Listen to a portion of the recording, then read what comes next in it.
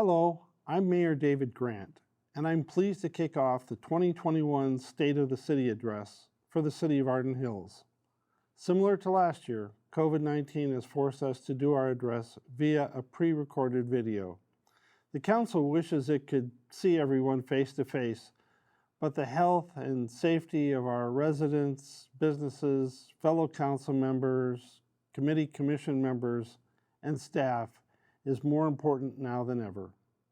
I want to thank my fellow Council members for their service this year, including Council members Brenda Holden, Fran Holmes, Dave McClung, and Steve Scott.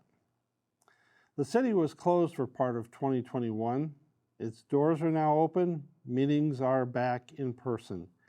Even when the City Hall was closed, services continued and residents received the same quality service delivery from the city as they have in the past. One notable impact for the city due to COVID, which affected many private businesses, was the challenge of finding temporary staff that we rely on in the summertime to keep our parks and trails in good shape. We were only able to fill 3 of 8 spots that we normally have, but our Public Works Department still did a great job keeping up with the needed maintenance. As COVID continued to spread, the city recognized the impact it had on our community.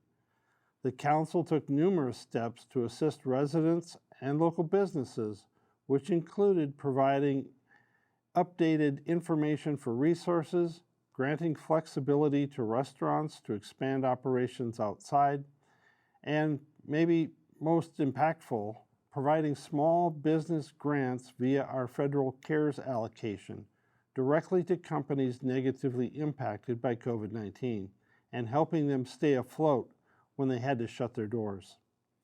The city also used its CARES money toward public safety costs, public health expenses, and PPE.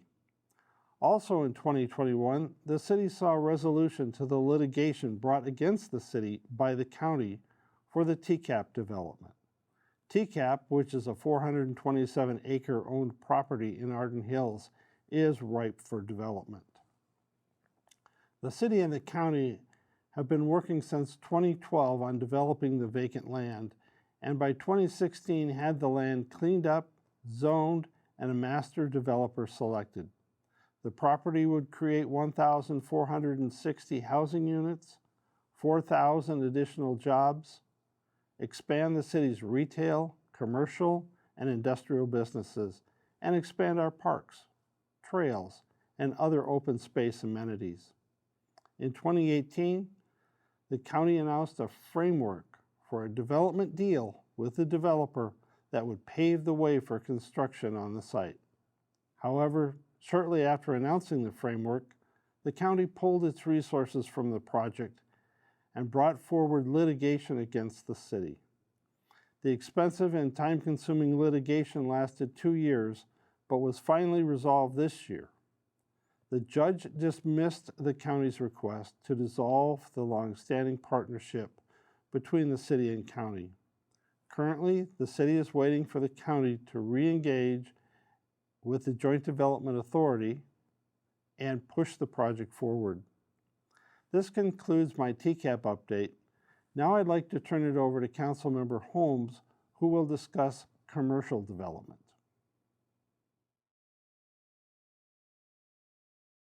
Thank you, Mayor Grant. Hello, I'm Councilmember Fran Holmes, and I'm going to discuss commercial development in Arden Hills. There has been a great deal of development in the past few years. Residents often question why certain projects are allowed and are interested in learning more about background of zoning in Arden Hills, which is basically similar to most Minnesota cities. The zoning code is one of the primary guiding documents used for commercial development. The zoning code permits buildings and structures to be built that are compatible with the intended use or development of lands within the specified districts.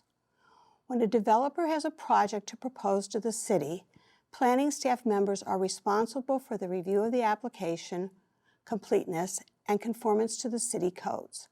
Land use applications will trigger review by the Planning Commission, which is an advisory board of the City Council the City Council has the final decision-making authorization.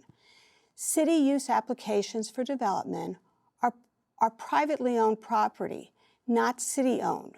Historically, the city has not incentivized business to locate in our community, and we have not paid them to come to our city. The City Council does not control what planning cases come forward, and oftentimes if a project meets zoning requirements, there is little room for flexibility and less discretion. When a developer brings forward an application, the city must determine whether the request meets the relevant code requirements, and if so, they are generally entitled to the approval.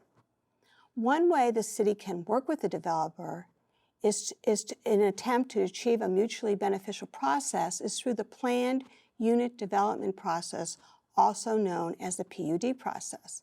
This is intended to promote the development of land in a unified manner by treating the entire development as a single entity. The City Council has the authority to deviate from city code in exchange for a product that better forwards the goals and purposes of the city's comprehensive plan. The purpose of the planned unit development process is to achieve a higher quality, better project than would otherwise be possible if the strict application of the zoning and subdivision requirements were met.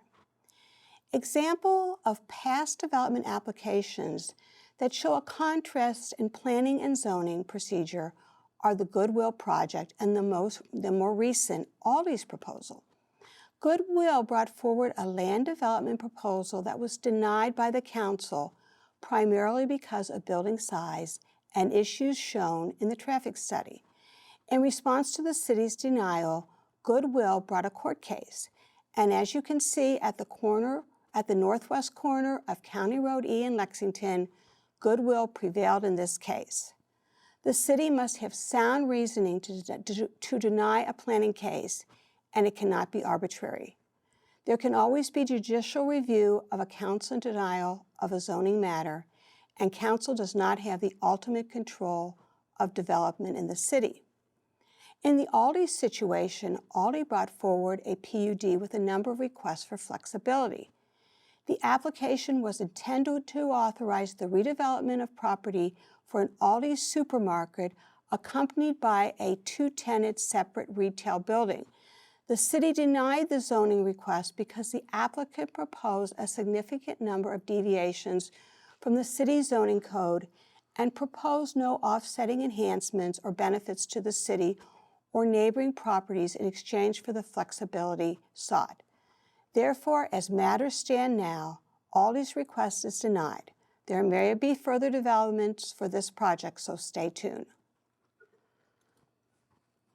The city was excited to see construction begin in 2021 for the Round Lake Senior Living at 1740 Park Shore Drive.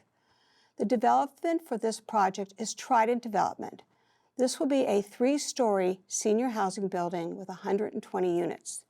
The building will include 61 units of independent living and 59 units of assisted living, memory care, and skilled nursing. This senior living facility includes a trail adjacent to the property that will feature up to 6 senior-oriented workout stations. The developer has said at this time this trail will be open to the public.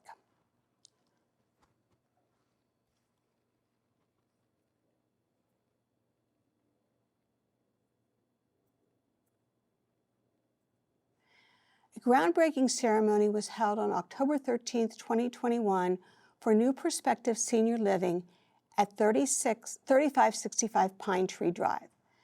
The senior living facility will be 4 stories with 145 units. Those units will be devoted to 114 units of independent and assisted living and 31 units to memory care. This property was formerly owned by Bethel University and sold to the developer earlier this year. Grading and site preparation has already begun, and building construction is scheduled to begin at the end of October. The city has a tree preservation ordinance that requires a developer to submit an inventory of existing trees and a plan for replacement trees. The site was limited for planting of replacement trees due to storm water ponding requirements. The city worked with the developer, and the developer is going to pay $50,000 in lieu of the plantings that will be used for tree preservation and tree plantings elsewhere in the city. Lexington Station Phase 3 was approved by the City Council in April. The project is located at 3787 Lexington Avenue, which is owned by Roberts Management Construction, and it is underway to accommodate a standalone 43,000 square foot grocery store. The unnamed grocery store will be new to the Minnesota market. Wrapping up a busy year in 2021, there are 4 other projects that the city wants to recognize. Those projects are the Gateway Interstate Commercial Building, which is located at 4200 Round Lake Road West. This is a 250,000 square foot office and warehouse facility, which you can see at the intersection of 694 and 35W. Chick-fil-A is under construction at 3855 Lexington Avenue, which is the property formerly associated with the Perkins restaurant.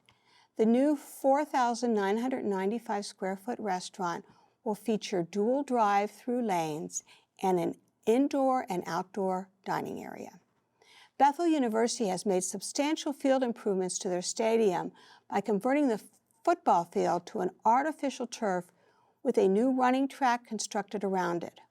Upgrades also include installation of sports field lighting and a new LED scoreboard. Lifelong Wealth Advisors is building their new corporate headquarters in Arden Plaza at 1150 County Road E. The new single-story 5,600 square foot building will consist of private offices, conference rooms, and a break room. I'm going to turn and speak briefly about code enforcement. The City of Arden Hills handles code enforcement as a reactive, complaint-based initiative. The most common violations are long grass or weed growth when over 8 inches, parking on the street or more than 4 cars in the driveway, and junk and debris on property. Residents can call the sheriff at 911 for parking complaints. For city complaints, the best way to submit a complaint is on the city's website to ensure a record of the complaint. As seen on the slide, the Go To Report a Concern, which takes you to the Request Tractor landing page, and from there you will follow the prompts for the reporting process. Once a complaint is received, the code enforcement officer will investigate. If a violation is found, the typical process involves first and second notice to the owner to bring the property into compliance. If a nuisance is still present, it will go to the City Council to authorize city staff to abate the nuisance at the property owner's cost. If the abatement is not paid for by the owner, it will go on their property taxes. In order to follow the proper procedure, this process can take months. This concludes this portion of the presentation, and I will now turn it over to Councilmember Scott.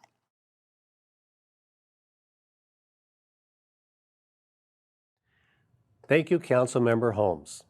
Hi, I am Councilmember Steve Scott. I've been on the City Council since 2017. Today, I'll be covering the following topics: the 2020 census, housing, building inspections, public safety, the Red Bulls headquarters, and beyond the yellow ribbon. Every 10 years, the federal government conducts a nationwide census, which measures many important statistics that influence local, state, and national level policymaking.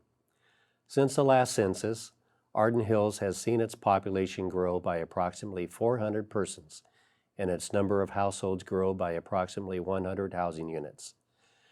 While Arden Hills is made up mostly of single-family homes, the city also offers townhouses, multifamily, and manufactured housing. The city also saw an increase in diversity among its residents. Approximately 20% of residents are BIPOC, which is an increase of about 10% from the last census. Arden Hills offers many housing options, and has a significant amount of affordable housing choices throughout the city. Currently, about 42% of the housing stock is considered affordable. Looking north to the south, the city has a manufactured home community serving approximately 880 residents. Just south of Highway 96, the city has a significant townhome community, followed by 3 different multifamily complexes. To the south, the Hazelnut Park Glen Paul neighborhood has a mix of 1950s housing, which provides a mix of housing types and affordability. Combined with the high number of single-family homes, Arden Hills provides its residents with many options as they progress through the housing life cycle, from starter homes to step-up homes and retirement homes. While COVID is a mixed bag for development activities, residential permits appear to be on track for similar results to 2020. However, the city saw significant commercial development, as noted earlier. The city saw approximately $44 million in development so far this year, compared to $13 million last year. This was an unusually high number for development, but it shows Arden Hills' attractiveness for commercial projects. The Ramsey County Sheriff's Office provides police services to the city of Arden Hills, as well as the cities of Falcon Heights, Little Canada, North Oaks, Shoreview, Vadnais Heights, and White Bear Township. 2020 was a difficult year for everyone, but especially those on the front lines of public safety. Between COVID and civil unrest, the deputies of Ramsey County still provided excellent services to the contract cities. Service calls were down from last year, which is mainly attributed to COVID having unusual effects on everyday life. For example, traffic stops were down due to many people working from home, leading to less traffic on the road. However, the Sheriff's Office has noted an increase in property crimes and theft, such as auto theft, with an emphasis on the theft of catalytic converters. Remember to lock your vehicle and remove valuables if possible. If you see something suspicious, call 911. Overall, Arden Hills continues to be an extremely safe community to live, work, and play. The Lake Johanna Fire Department provides fire protection to Arden Hills as well as the cities of North Oaks and Shoreview. The fire department has a full-time command staff and is mostly comprised of part-time firefighters that operate on 24-hour duty cycles. The most common type of call for Arden Hills was for medical assistance, which was around 2,700 calls, while fire-related calls numbered about 50. The average response time for Arden Hills for the fire department was about 6 minutes. We are in an exciting time for the fire department. At the direction of 3 cities, the department recently acquired a piece of property on Pine Tree Drive, just south of County Road E. Eventually, a new station will be constructed on this piece of land that will serve as the Lake Johanna Department's headquarters. This new facility will provide additional training, storage, administrative, and operational space, and will set the department up for success over the next 50 years. At this point, there's not a construction timeline for the new station, but the department will be seeking some preliminary approval shortly.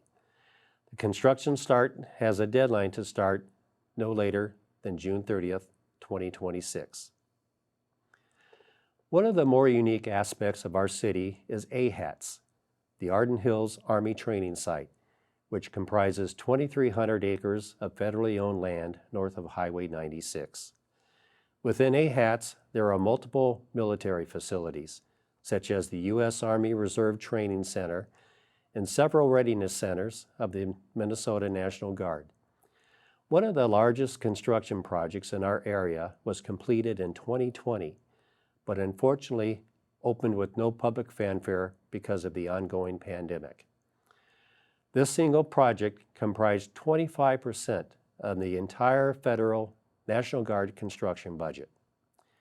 The 34th Infantry, more commonly known as the Red Bulls, is one of only 3 National Guard infantry divisions in the entire nation. The Red Bulls relocated their headquarters from Rosemont to Arden Hills and move to a brand new 150,000 square foot building, which features state-of-the-art building technologies and energy. This new headquarters facility will house a small full-time staff during weekdays, but the facility will come alive on the weekends with over 700 soldiers from across Minnesota and neighboring states arriving to participate in required training drills and military maneuvers. Formations of military helicopters and convoys of vehicles should be a common sight on drill weekends as we welcome our citizen soldiers and the added economic impact they bring to our local business community. The suburban Ramsey County network of the Beyond the Yellow Ribbon is well represented by Arden Hills volunteers. The BTYR Steering Committee coordinates with state, local, county, military, and family assistance centers to connect available resources offered by individuals, organizations, and commercial companies to support not just our active duty military members, but also retirees, veterans, and their families. Some examples of the recent services we provided were providing meals as soldiers assembled for deployment. As they returned from deployment, to locating a plumber who was willing to donate labor and a new water heater to a deployed soldier's family, or assisting the daughter of a deployed National Guard chaplain to move from a Maplewood location to another town. Our troops are able to focus fully on their duties if they know their families back home are being looked after. If you'd like additional information on what the Beyond the Yellow Ribbon Network is or would like to help, please contact either the city or myself directly. Next, I'll turn it over to Councilmember Holmes for a Public Works discussion.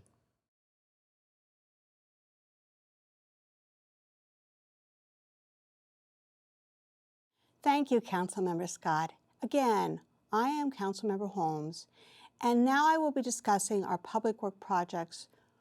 For our Public Works Department, we have a variety of projects ranging from street pavement improvements, utility improvements, and park and trail enhancements. The map on the slide indicates the location of these projects. They include the 2021 PMP for Hazelnut neighborhood, which includes street and utility improvements, the 2021 Public Works in-house paving project. These in-house paving projects are important because they save the city money by our Public Works doing the projects rather than contracting them out. The next is the Karth Lake runoff control. This will provide drainage improvements for Karth Lake. Hamlin Avenue crosswalks have been added for medians at Windcrest and trail crossings for increased safety in that busy area. We're going to be doing the Snelling Avenue North improvements, which will include street and utility improvements and a trail addition, the Arden Oak Street improvements, the City Hall parking lot rehabilitation, the Lexington Avenue reconstruction from County Road E to 694. This is a county project, and it is for water main and pathway improvements, which will start in 2022. It will last from May to September of 2022. There will be an open house prior to construction because there will be quite a bit of disruption for the residents. Lexington Avenue will be open throughout, but there will be temporary lane restrictions and some short-term closures. The city is responsible for cost sharing with the county on this Lexington Avenue project, and some of the city expenses will be offset by grants. The Public Works Department also looks at sport court and playground improvements, and this year we're going to be doing them at Floral Park and Arden Manor Park. There are a few projects I would like to highlight this year. We just completed the 2021 PMP, Pavement Management Project, Street and Utility Improvement Project within the Hazelnut area. This is a typical larger scale PMP project for Arden Hills, where all the underground utilities, including sanitary sewer, water main, and storm sewer are improved, along with repaving the street and improving surface drainage.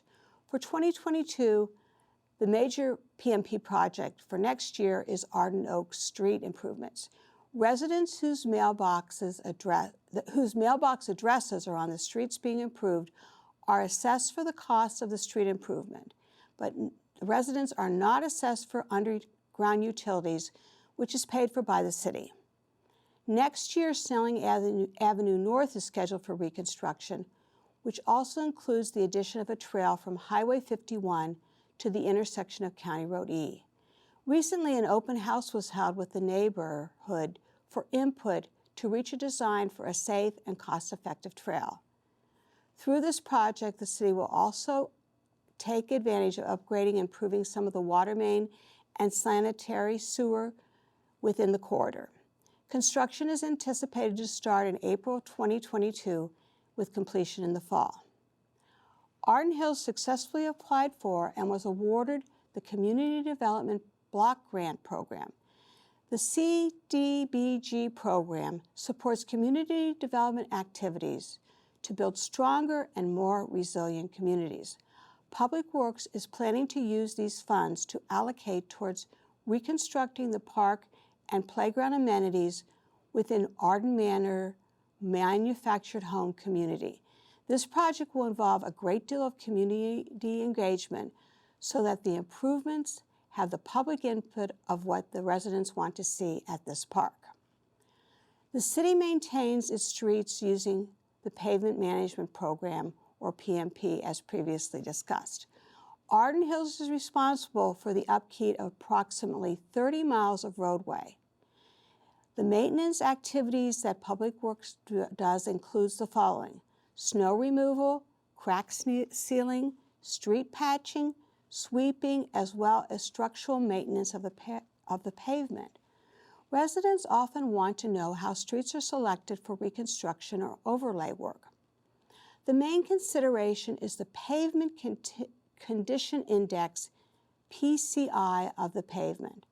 The PCI is a numeric reflection of the surface characteristics of the pavement, including potholes, cracking, and rutting. The PW department measures each street in the city. Other factors include condition effectiveness of the existing surface drainage system, condition of underwater and sewer system, and if there have been frequent water main breaks, opportunities to improve water quality of lakes downstream of a street, available state and city funding, emergency cases, county construction of projects on adjacent roadways, reconstruction of adjacent city streets, major redevelopment projects within the city, and neighborhood petitions. The next slide discusses how trails are chosen for construction and the details that go into designing them. It is important to note that Arden Hills does not have an official list of trails to be built and in what priority. The city has certain aspirational lists which detail where we would like to see trails built based on a number of factors, primarily safety. There is no guarantee that a trail is going to be built in any location, and residents and potential residents need to be aware of that. Some of the ways trails are prioritized are additions to other larger capital projects, safety needs, connectivity with other trail systems, coordination with other agencies, such as Ramsey County, MnDOT, and our surrounding cities, corridor studies, funding opportunities. The City Council is well aware that resident demand is very high for more trails in the city. Safety along basic corridors for walkers and bikers is a City Council priority. However, it is important to understand that the construction of trails is not a simple task. Many variables go into the planning and design phase before the trails can be built, and most of them can greatly impact the overall cost of the project. Some of the variables the city takes into account are as follows: topography and where there are steep slopes, vegetation and trees, wetland impacts, soil condition, existing road section and curbs, right-of-way space that will need to be acquired, retaining wall needs, driveway impacts, ADA compliance, public utilities, sewer and water, stormwater management requirements. For example, in 2018, Arden Hills constructed the Bethel Trail that extends along Old Highway 10 from County Road E2 to County Road E, then along County Road E where it connects to the Highway 51 interchange. This trail is about 4,500 feet in length and cost $2.4 million to construct. You can see the location of the trail on the slide. This concludes the Public Works portion of the presentation, and I would like to turn it over to Mayor Grand to discuss the city finances and wrap up the presentation. Thank you, Councilmember Holmes. Again, I'm Mayor Grant, and I'll be presenting the finance portion of the presentation and wrapping up the State of the City address. Throughout 2020, the city's financial position remained strong, with stable cash and fund balance levels, even as the volume of financial activity fluctuated. The city also received a clean audit report. In 2020 and moving forward, we continue to collect tax revenue, continue to maintain one of the lowest property tax rates compared with other municipalities in Ramsey County. This concludes the presentation. Myself and the City Council would like to sincerely thank you for watching the State of the City address. As always, if residents or businesses have any questions, comments, or concerns, please reach out to myself, council members, or staff at any time. We want to hear from you. Thank you, and stay safe.